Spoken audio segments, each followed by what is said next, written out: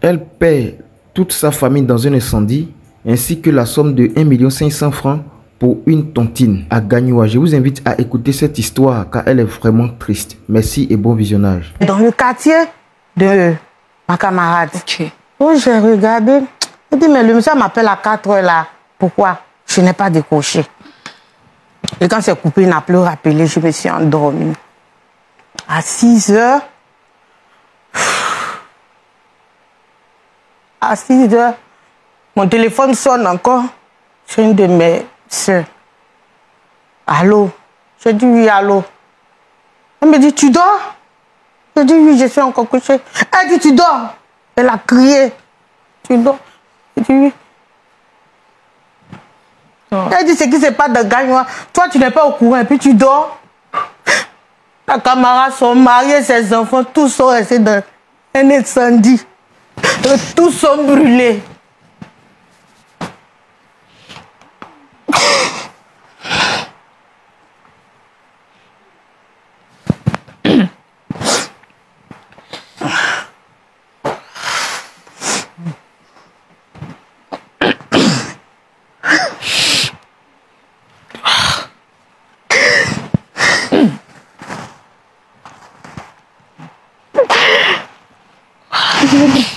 Voilà.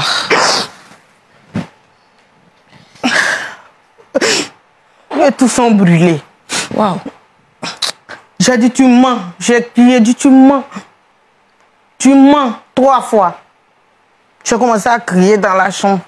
Et ma petite soeur et ma fille étaient dans leur chambre. Tellement je criais. Ils sont venus à ma porte. Il y a quoi taper? Mais Claudia, je ne sais même pas comment attraper la clé pour pouvoir sortir de la chambre. Quand je suis sortie, j'ai dit aux enfants, dit tante Lucie, son mari, ses enfants sont brûlés. Les enfants commencent à se jeter dans le salon.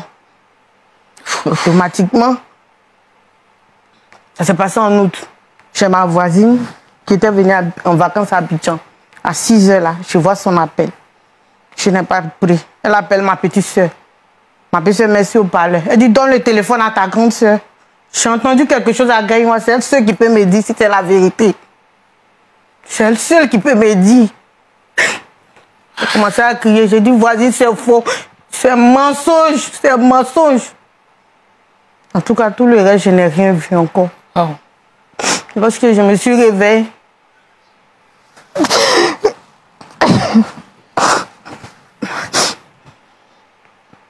ma maison était remplie de monde. J'étais mouillée de partout. Parce que j'avais perdu connaissance. Donc les gens versaient l'eau sur moi. Ma maison était remplie. Les gens venaient. Quand les gens prenaient, c'est chez moi que les gens venaient pleurer. Oh. C'est chez moi que parce que tellement on était. Tout le temps on était ensemble. Tout le temps. Monsieur voyage, elle vient sur Abidjan, si elle voit un pain, sans demander mon avis, elle va prendre la pièce. Elle coupe, voilà. Ça fait comme ça, tu me dois. C'est comme ça qu'elle m'en faisait. Oui. Donc là, il y a une double peine, en fait. Wow. J'étais remplie dans ma maison. Combien de personnes sont décédées au total? 6 personnes. Parce que dans leur maison, il y a 3 chambres. La chambre parentale et puis la chambre des filles. Personne n'a survécu. C'est seulement la chambre des garçons qui ont pu s'échapper. Parce que eux, les antivols étaient sortis dans le mur. Donc les enfants, même après, ils m'ont dit que antivol était sorti dans le mur. Tout le temps, on disait à papa d'appeler quelqu'un. Ils vont venir réparer, ils négligeaient. Donc c'est par là que les enfants, les garçons, ont pu sortir. Mais 6 personnes sont restées. Les 6 personnes, monsieur, madame, leurs 2 filles, la nièce du monsieur, plus leur servante qui était enceinte. Wow. Je ne croyais pas toujours. Je ne croyais pas. Oh, je ne croyais pas.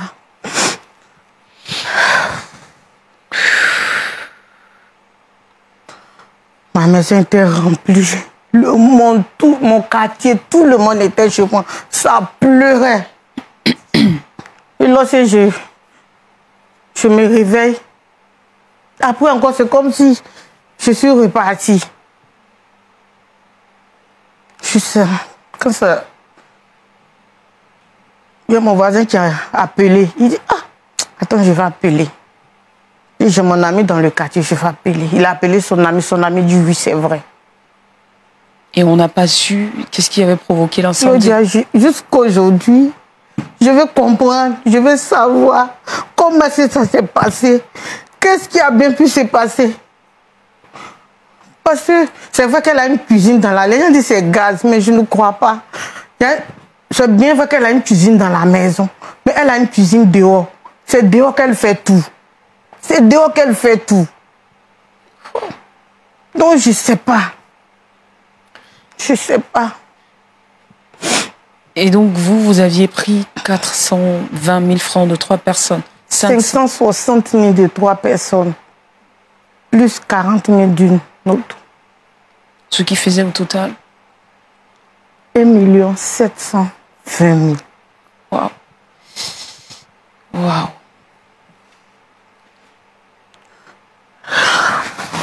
Oh, c'est très fort là, pasteur. Je vais vous laisser respirer un petit coup. Alors, Agathe, est-ce qu'il y a eu des obsèques qui ont été organisés? Je veux dire, oui. Là, c'est vraiment votre monde en fait qui s'écroulait.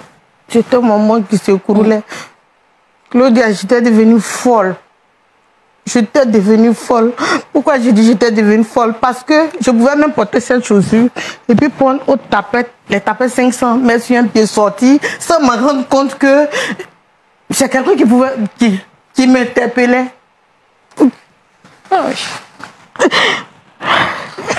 Je peux me lever matin, me laver. Après, j'oublie même que je me suis lavée. Je repars encore dans la douche. Ah, mais tu viens de te laver, non? Ah, donc je me suis lavée. Je ne sais même pas. J'étais devenue folle. Elle était tout pour moi. Elle était vraiment une sœur.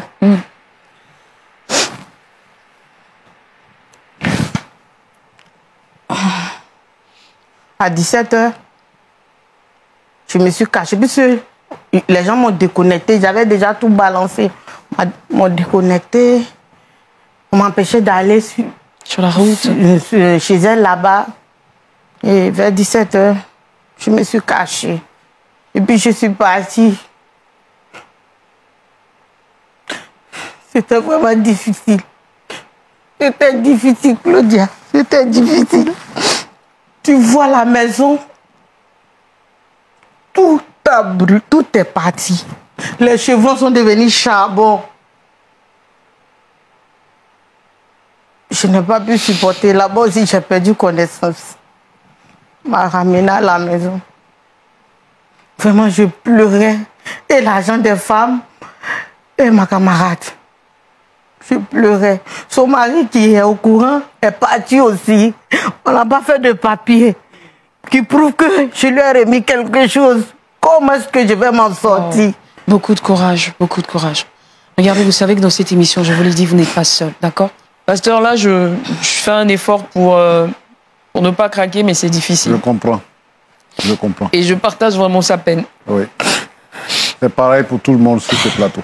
Donc, vous pouvez continuer à nous appeler sur le plus 225 08 00 14 79.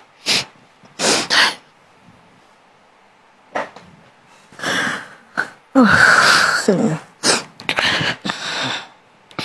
Alors, aujourd'hui, Agathe, dans quelles conditions est-ce que vous vivez? Est-ce que vous avez pu rembourser cet argent? Pas du tout. Parce que lorsqu'il y a eu les obsèques, quand ça s'est passé d'abord, avant les obsèques, j'ai approché la famille, je leur ai fait cas de ce qui s'est passé. D'abord, je suis allée vers les chefs, parce qu'ils sont du Nord. Okay. Je suis allée vers le chef et sa femme. Et j'ai expliqué le problème. Ils m'ont dit, ok, il n'y a pas de souci. On va faire le point à la famille. Et lorsqu'on va organiser les funérailles, on va annoncer. J'ai dit, ok. Sur ce côté, j'étais un peu soulagée. Donc, Parce qu'il y a eu les funérailles. Pendant les funérailles, ce qu'ils avaient dit qu'ils allaient faire, annoncer, ils n'ont pas annoncé. Je me suis dit, mais je suis allée vers la famille. J'ai expliqué le problème. Et pendant les obsèques, ils n'ont pas... Madame Djedje, nous vous écoutons. Bienvenue. Allô? Oui, Madame Djedje, comment ça va? Je vais bien par la grâce de Dieu. D'accord. Alors, vous êtes une connaissance certainement d'Agathe. Vous avez dû aussi vivre ou entendre cette histoire. Mon étrice Djedje, vraiment, je vais fortifier la sœur. Parce qu'on a été informé de cette situation ici à Gagnoa. Ça n'a pas été facile. Mais je n'ai pas su que la sœur était une amie vraiment intime à la victime. Donc, vraiment, je voulais beaucoup la fortifier. Je vais l'appeler après, comme j'ai son contact. Je vais l'appeler pour la fortifier. D'accord. Merci beaucoup. Je pense que c'est déjà le fait de vous entendre, ça la touche énormément. Merci beaucoup. Alors Agathe, en quelques instants également, on libérera la parole pour notre pasteur qui va aussi vous parler. Mais après que vous soyez justement allé voir la famille. Je suis allée voir la famille. Puis ils m'ont dit que pendant les obsèques, ils allaient annoncer. Ils n'ont pas annoncé. J'ai dit, bon, puisque j'ai déjà informé la famille, bon, je ne voulais plus faire ça en public. J'ai dit, bon, peut-être après, il faut m'appeler. Et on a fini les obsèques. J'ai attendu quelques jours. Je n'ai pas de réponse. L'autre jour, est-ce que je peux dire combien qui est rentré? C'est possible? Bien, c'est pas possible. Mais vous direz simplement qu'il y a, en tout cas, évidemment, il y a eu des dons qui ont été faits et tout. Mais... Vraiment, pendant les obsèques, il y a eu beaucoup d'argent qui est rentré. Beaucoup d'argent qui est rentré. Beaucoup. Parce que beaucoup de personnes se sont déplacées pour soutenir. Beaucoup. Beaucoup d'argent. Et vous avez fait la démarche de voir un membre de la famille pour lui expliquer la situation. Ouais. Oui, avant même les funérailles, j'ai expliqué. Et après, quelques jours après l'enterrement, quand je ne les ai pas vus venir vers moi, moi je suis encore allée vers eux. Et j'ai expliqué au chef pour dire, ah, par rapport à ce que je vous ai dit, il dit, on a fait le point avec le petit frère du défunt. Il est parti. Il dit, il revient dans une semaine. Il dit, ok. Une semaine est passée. 2 mois, 6 mois. J'ai tout fait pour entrer en contact avec lui. Et comme m'a dit que c'est un frère en Christ, qu'il est dans la même église que moi, j'ai dit, ok, comme c'est un frère en Christ, il peut me comprendre. J'ai appelé le frère fatigué. Fatigué. J'ai dit, frère, pardon, je suis en train de devenir folle. Aide-moi, je t'en prie. Je t'ai dit, je viens. Faut te calmer, je dis, je viens. Agathe, là en ce moment, ce que je veux savoir, est-ce que vous êtes toujours dans cette ville de... Est-ce que vous êtes toujours dans la ville de Gagnoa? Quelle est votre situation aujourd'hui? C'est tellement que c'était devenu autre chose. J'étais obligée de partir. Vous avez dû fuir la ville?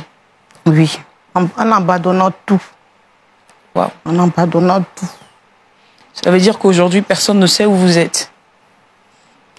En tout cas, mes frères en Christ, là-bas, à l'église, mon pasteur, vraiment, eux savent où je suis. Mais pas les femmes à qui vous devez de l'argent. Pas les femmes à qui vous devez de l'argent. Beaucoup de courage, Agathe. D'accord? Je n'ai pas les mots. Voilà. J'ai tout fait pour ne pas craquer, mais c'est pas possible. Et malheureusement, mes larmes me désobéissent et je pleure. On compatit avec vous. Et votre mari, votre famille, qu'est-ce qui s'est passé quand ils ont su cette histoire? En fait... Est-ce qu'ils vous ont tourné le dos? Est-ce que... Sincèrement, ma famille... Il n'y a pas les moyens. Ok. Et Claudia, ma mère est diabétique. Et quand ce problème est arrivé, vraiment, ça n'a pas été facile. Ma maman ne dormait pas. Elle était tout le temps en pleurs. Même quand c'est arrivé le matin, je vois dans ses yeux. Elle dit, je fais comment pour t'aider? C'est vrai que ma mère est diabétique, mais ça allait chez elle, prenait ses médicaments. Mais ce problème-là, à chaque fois, faisait que 1, 2, 3, elle était à l'hôpital. Un de trois, elle est à l'hôpital jusqu'à ce que la vieille décède. Jusqu'à présent, je m'accuse de sa mort. Parce que je me dis, c'est à cause, c'est moi qui l'ai précipité.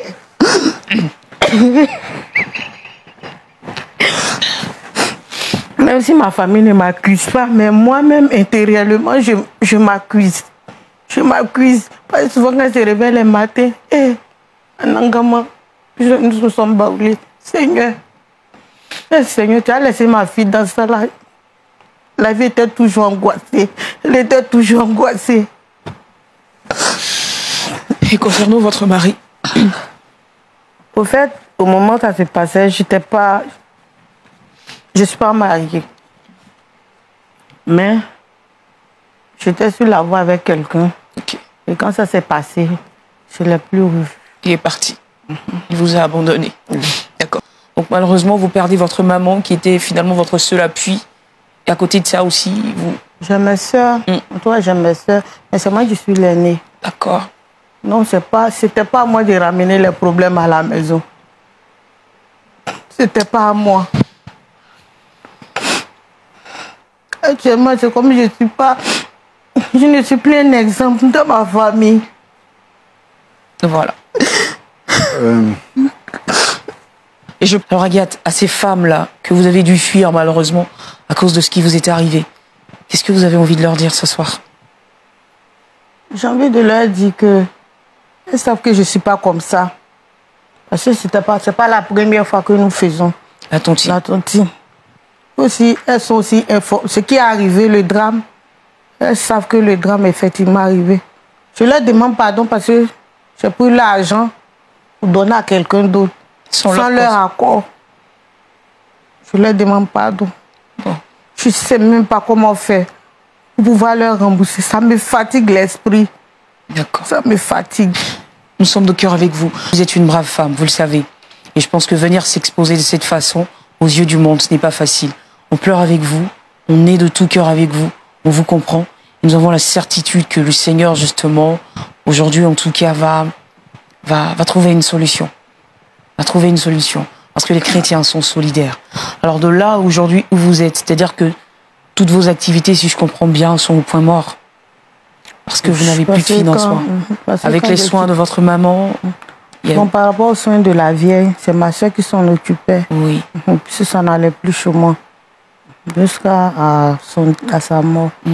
Ma soeur qui s'occupait de ça. Puis je suis partie vraiment tout abandonnée. Je suis d'abord venue sur Abidjan. Et là, je suis venue avec 2 habits. Et c'est après, mon petit frère a dit, grande soeur, je vais aller chercher tes habits. Je dis, mais il ne faut pas prendre ce risque pour avoir des problèmes là-bas. Je dis, je vais partir. Parce que vous les fuyez, en fait, finalement. Ouais. Et mon petit frère a pris son courage. Il est allé récupérer mes habits. Maintenant, tout ce qui est le frigo, les petits trucs que j'avais dans la maison, j'étais obligée de vendre, mais à un prix vraiment... C'est clair, dérisoire. Puisque la maison montait, j'étais dans une maison de 40 000. Et vous n'arriviez plus à payer le loyer. J'étais à 9 mois, le propriétaire aussi était sur moi, mon magasin aussi montait là-bas. Vraiment. Oh, c'est trop de problèmes.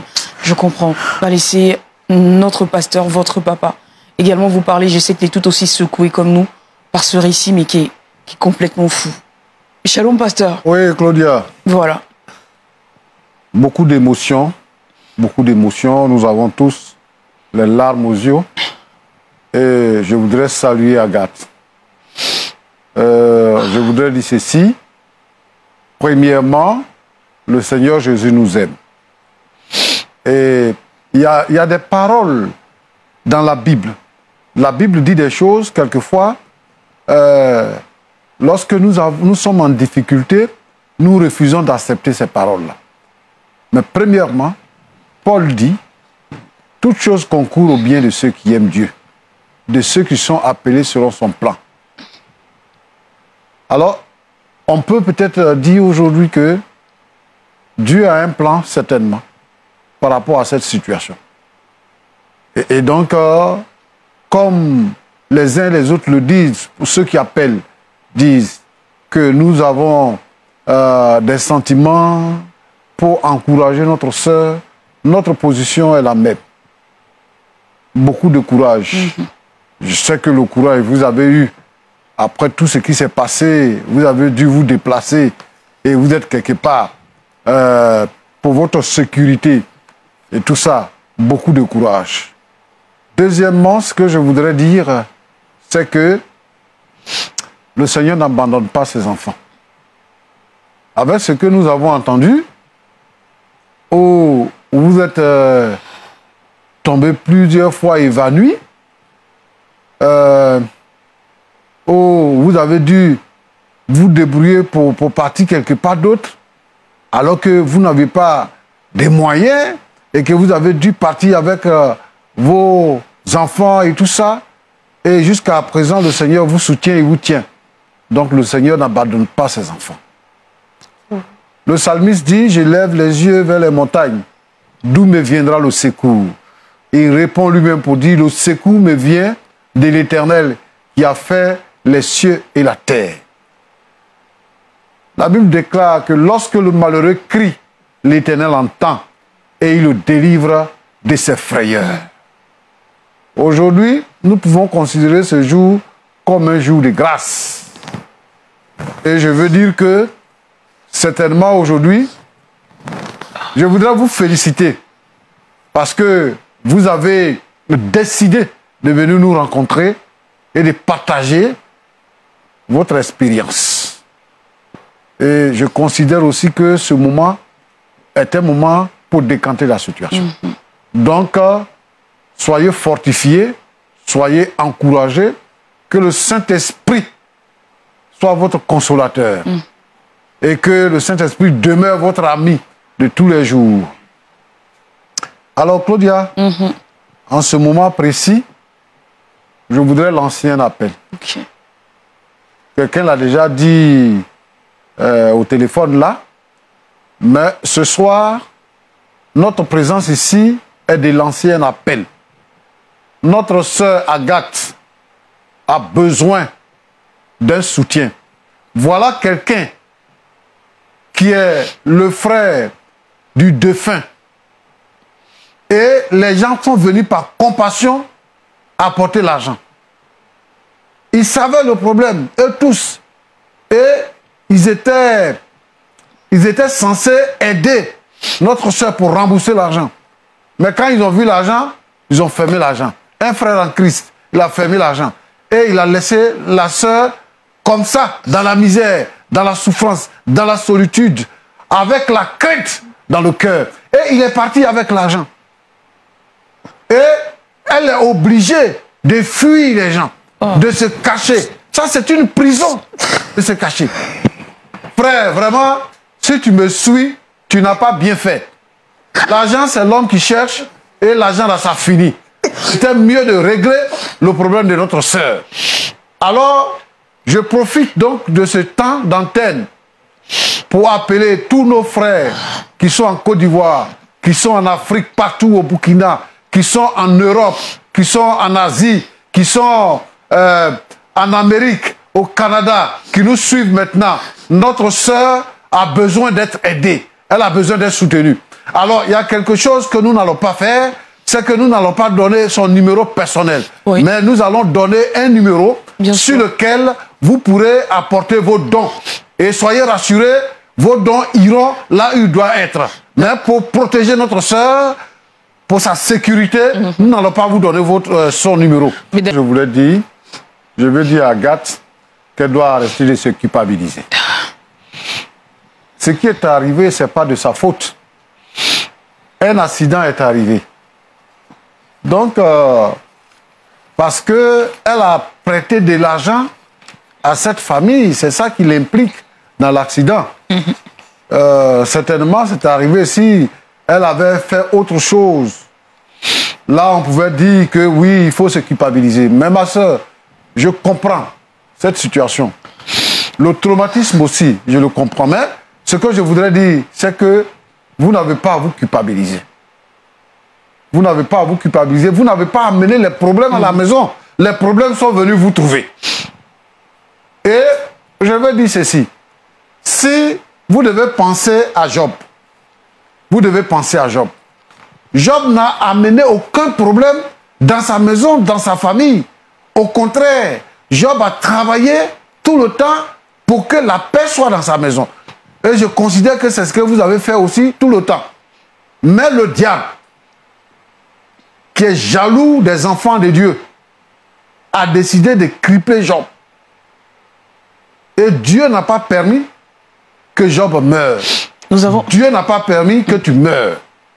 Voilà. Donc c'est ce que je veux dire, ne te culpabilise pas. Je veux dire, c'est que lorsque le diable a décidé de déranger la vie de Job, de le mettre dans une situation où il était mal à l'aise, alors Dieu a dit au diable que il ne lui permet pas de prendre la vie de Job. Et nous pouvons dire que vous avez marché dans les sillons de Job parce que Dieu n'a pas permis que le diable prenne votre vie. Peut-être que c'était là son but, mais Dieu n'a pas permis. L'amour de Dieu est grand. Jésus est Seigneur et il est sur son trône. Et il ne peut pas vous abandonner. Vous êtes venus jusqu'ici, vous devez savoir qu'à partir de ce soir, le Seigneur décante une situation. Donc vous devez espérer. Si vous avez perdu espoir, vous aurez tout perdu. Mais le Seigneur est capable de tout. La Bible dit, ce qui est impossible aux hommes est possible à Dieu. Dieu va changer la donne.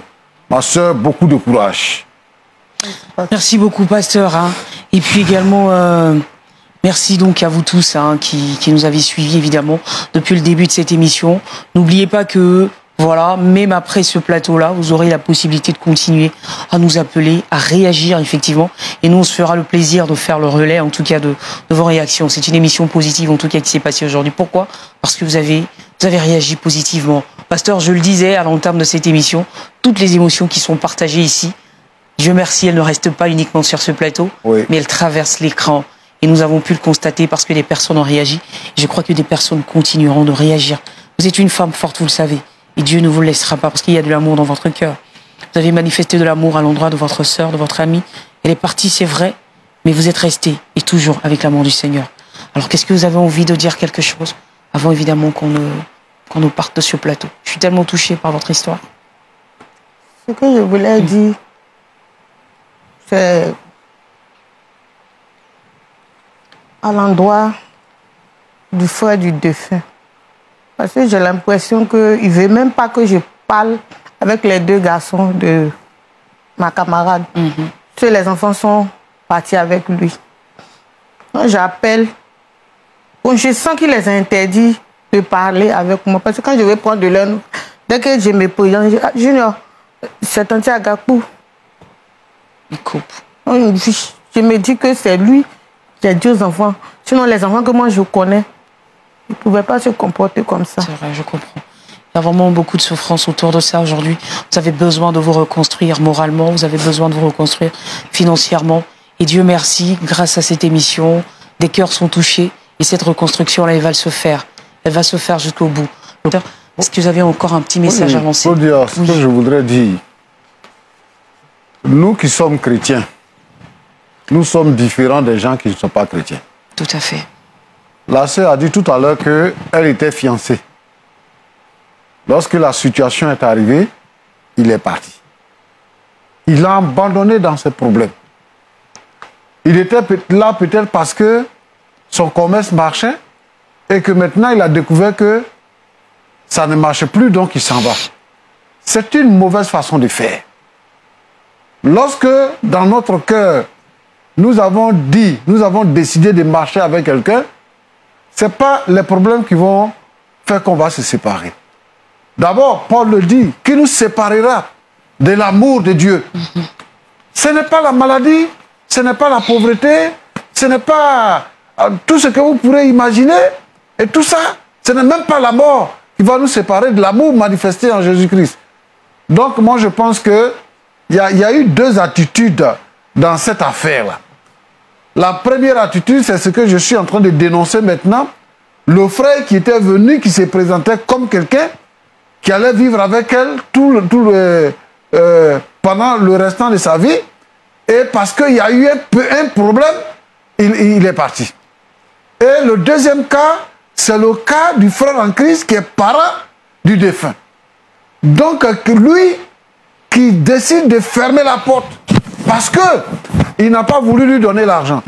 Mais en plus de cela, les enfants ne veulent plus entrer en contact avec elle. Bon, moi, je ne connais pas les contours de cette affaire, donc je ne peux pas dire que c'est lui. Mais moi, je voulais interpeller ici les enfants pour dire qu'ils n'ont pas à isoler la sœur. Ce n'est pas de sa faute ce qui est arrivé et qu'elle a envie de communiquer quand même avec les enfants de son ami, de sa sœur. Elle a envie de communiquer pour avoir la pensée un peu allégée, la conscience un peu tranquillisée. Alors moi, je voudrais inviter ces enfants-là à rentrer en contact. Et s'il y avait quelqu'un derrière qui manigassait cela, c'est pas la peine de continuer. D'abord, nous voulons dire ici, sur ce plateau, que nous voulons interpeller le frère pour lui dire que ce n'est plus la peine, il ne doit pas se culpabiliser, il a pris l'argent, c'est fini, c'est bon. Nous pensons que le Seigneur va pourvoir et ce qu'il y a à régler, on va régler. Et je voudrais dire aussi ceci, à toutes les sœurs, les 3 dames de Gagnoa, dont leur argent a été pris. Ce n'est pas la faute de la sœur, ce n'est pas de sa faute. Alors, je voudrais dire ici, parce que la sœur a dit qu'elle demande pardon. Et nous aussi, nous demandons pardon à nos 3 sœurs. C'est vrai que le temps est passé, mais lorsque une situation de ce genre se produit, on n'oublie pas. Moi, je leur demande pardon. D'oublier et de, si possible, de rentrer en contact avec notre sœur pour qu'elle puisse faire la paix. Et que notre sœur puisse retrouver la paix, parce qu'elle n'a pas la paix. Elle ne peut pas dormir tranquille, elle ne peut pas vivre normalement. Et tout ça, donc elle a peur de vous, elle craint votre réaction, elle craint ce que vous allez faire. C'est à cause de vous qu'elle se cache. Donc si vous nous suivez, ou si quelqu'un, vous les connaissez, que vous nous suivez, il faut les interpeller pour qu'elle puisse accorder leur pardon à notre sœur Agathe et que Agathe puisse retrouver la paix. Que Dieu vous bénisse. Que Dieu vous bénisse également, Oui. pasteur. Oui. On va prier pour notre sœur avant de partir de ce plateau. Parce qu'elle en a vraiment besoin, pasteur. Ok. Seigneur, notre Dieu, notre Père, nous te bénissons pour ta bonté. Nous te bénissons pour ta grâce. Nous te bénissons pour ton amour. Pour ce cas précis que tu nous amènes ce soir. Notre sœur Agathe, qui est désespérée, qui est désemparée, qui est obligée de fuir pour se cacher.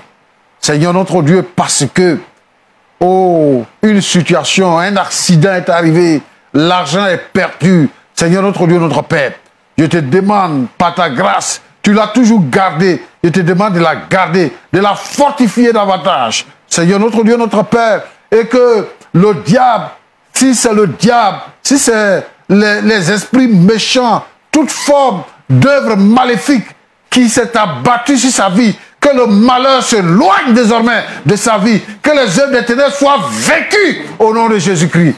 Permets, Seigneur notre Dieu, qu'elle puisse se réconcilier avec tous ceux qui lui ont fermé les portes. Seigneur notre Dieu, notre Père, merci de permettre que, Seigneur notre Dieu, elle puisse retrouver la joie, elle puisse retrouver la paix, parce que ta parole dit, je vous donne ma paix, pas comme le monde la donne, mais je la donne en abondance. Seigneur, que ta main de bénédiction soit sur sa vie. Seigneur, permets que sa situation change à partir de ce soir, dans le nom de Jésus-Christ. Bénis-la, Seigneur, au nom de Jésus, nous avons prié.